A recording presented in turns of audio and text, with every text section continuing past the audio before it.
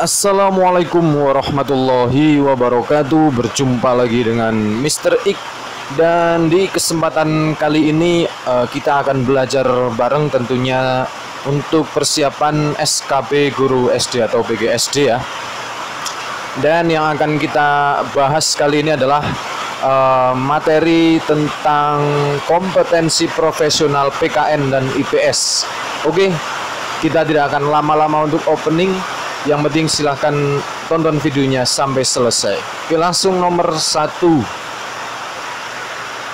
Indonesia merupakan sebuah negara demokrasi terpimpin yang mana kedaulatan ini bersumber dari rakyat, sehingga nilai yang terkandung di dalam sila ke-1 hingga ke-5 lah yang dianggap cocok untuk diterapkan di Indonesia. Di bawah ini yang bukan termasuk fungsi dari ideologi Pancasila adalah: A. Mempersatukan suku bangsa Indonesia. B. Sebagai langkah untuk mencapai cita-cita bangsa Indonesia. C. Sebagai panduan atau acuan berbangsa dan bernegara. D. Sebagai identitas bangsa Indonesia. Oke, ini berkaitan dengan ideologi Pancasila ya. Jadi untuk jawaban yang benar adalah yang C, karena di sini ya, ideologi Pancasila itu adalah fungsinya itu ada 3. Yang pertama, mempersatukan suku bangsa. Yang kedua, langkah untuk mencapai cita-cita bangsa Indonesia. Dan yang ketiga adalah identitas bangsa. Dan di sini yang ditanyakan adalah yang bukan. Ini bukan ya maksudnya ya. Jadi yang bukan. Jadi jawaban yang paling benar adalah yang C. Nomor 2. Oke, nomor 2. Indonesia telah mengalami berbagai perubahan-perubahan, namun ideologi Pancasila ini tetap berlaku dan digunakan dalam kehidupan bermasyarakat. Hal tersebut membuktikan bahwa ideologi Pancasila bersifat dimensi titik-titik. A. Dimensi fleksibilitas. B. Dimensi realita. C. Dimensi idealisme. D. Dimensi religius. Oke, kata kuncinya di sini mengalami berbagai perubahan-perubahan. Jadi jawaban yang paling benar adalah yang A, dimensi fleksibilitas. Ada 3 dimensi ya. Yang pertama adalah dimensi idealisme, adalah suatu dimensi ideologi Pancasila yang terkandung di dalam landasan dasar negara, sehingga dimensi ideologi ini memberikan secercah harapan bagi kehidupan masyarakat bangsa Indonesia yang ke arah yang lebih baik. Kalau dimensi realita yang kedua ini ya, yang pertama, yang kedua adalah suatu nilai-nilai yang terkandung dalam ideologi Pancasila untuk dilaksanakan dan diamalkan dalam kehidupan nyata. Itu jadi realita, nyata. Yang ketiga adalah dimensi fleksibilitas, adalah suatu kemampuan dari ideologi tersebut untuk menyesuaikan diri dan mempengaruhi dengan perkembangan kehidupan sosial di Indonesia. Jadi ideologi Pancasila itu mampu menyesuaikan diri, jadi fleksibilitas gitu ya. Oke, nomor 3. Mengungkapkan cita-cita nasional bangsa Indonesia, yaitu negara Indonesia yang berdaulat, adil dan makmur, merupakan makna yang terkandung dalam pembukaan Undang-Undang Dasar 1945 alinea titik-titik. A pertama, B kedua, C ketiga, dan D keempat. Ya, jadi untuk nomor 3 ini jawaban yang paling tepat adalah yang B, yang kedua. Sini untuk alinea pertama ya, itu mengungkapkan dalil objektif bahwa penjajahan tidak sesuai dengan peri keadilan dan peri kemanusiaan dan seterusnya. Terus kalau alinea kedua itu mengungkapkan cita-cita nasional bangsa Indonesia, yaitu negara Indonesia yang berdaulat, adil dan makmur. Ya, jadi sudah bisa kita tebak ya, berdaulat, adil dan makmur itu adalah alinea kedua. Kalau yang ketiga itu memuat motivasi spiritual yang luhur dan merupakan pengukuhan atas proklamasi kemerdekaan dan seterusnya.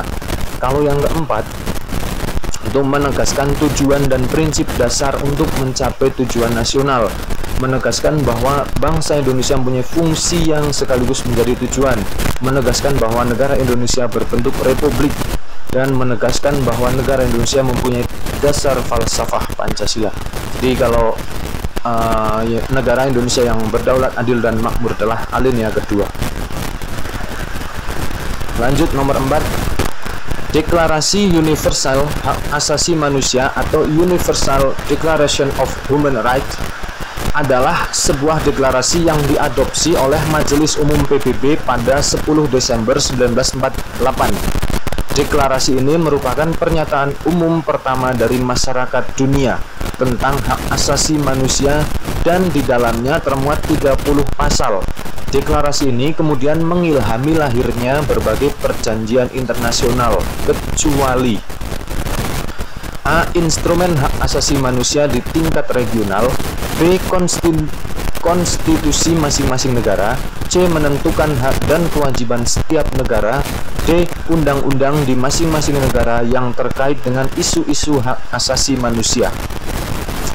Oke, jadi deklarasi HAM itu ya mengilhami lahirnya berbagai perjanjian internasional. Itu ada 3.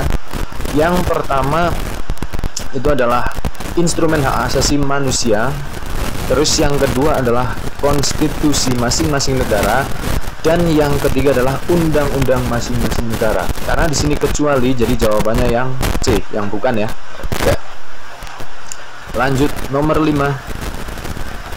Salah satu tugas Panitia 9 adalah merumuskan kembali pokok-pokok pidato Soekarno, yang merupakan politisi Islam dari anggota Panitia 9 adalah. Nah, ini soal ini ya saya yang alami sendiri adalah yang keluar, tapi cuman beda perintahnya aja, tapi berkaitan dengan Panitia 9. Tahun lalu itu saya mendapatkan soal seperti ini.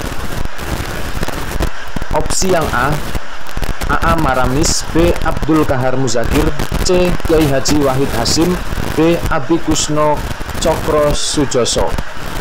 Jadi yang merupakan politisi Islam dari anggota Panitia 9. Jawaban yang paling tepat adalah yang B, Abdul Kahar Muzakir.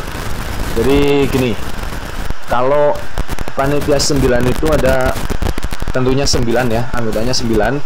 Soekarno itu sebagai ketua, terus Muhatta sebagai wakil ketua, Ahmad Subarto sebagai anggota, Muhyamin juga sebagai anggota, Kiai Wahid Hasim itu adalah juga anggota. Nah, ini anggota ini dari Nahdlatul Ulama ya, perwakilan Nahdlatul Ulama, tapi dia tidak berpolitik, jadi bukan politisi Islam. Terus yang keenam ini adalah Abdul Kahar Muzakir. Ini adalah politisi Islam. Sebenarnya ada 2 ya, politisi Islam Abdul Kahar Muzakir dan Agus Salim gitu. Jadi ini politisi Islam.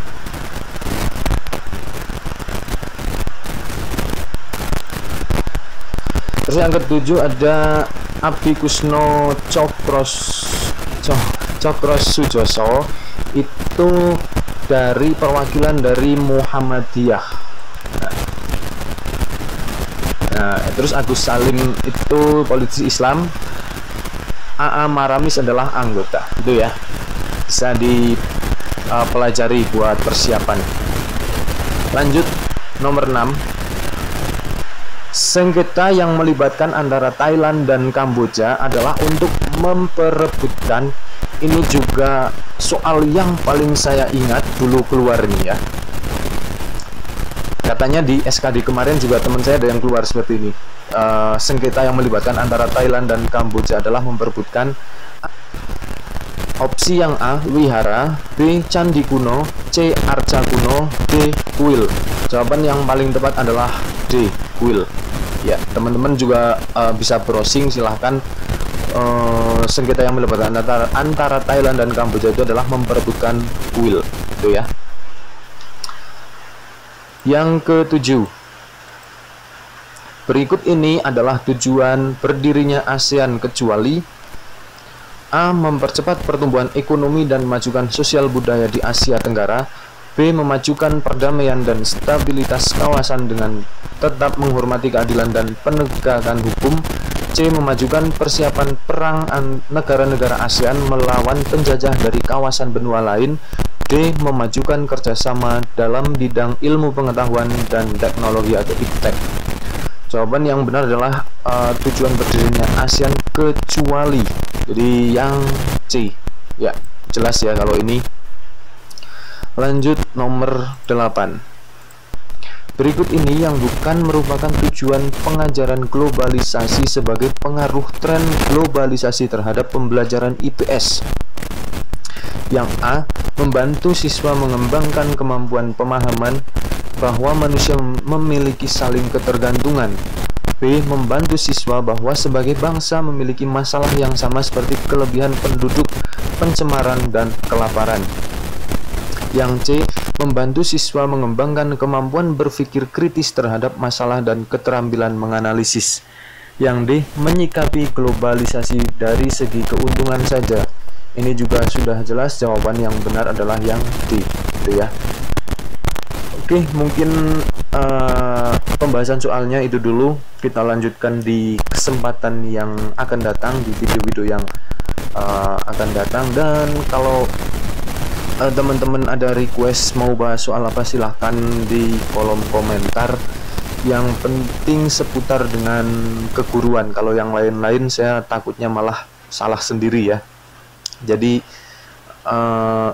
bukan berarti saya itu selalu benar, tapi setidaknya kita belajar buat mencari referensi buat persiapan menghadapi SKB. Oke, gitu aja ya.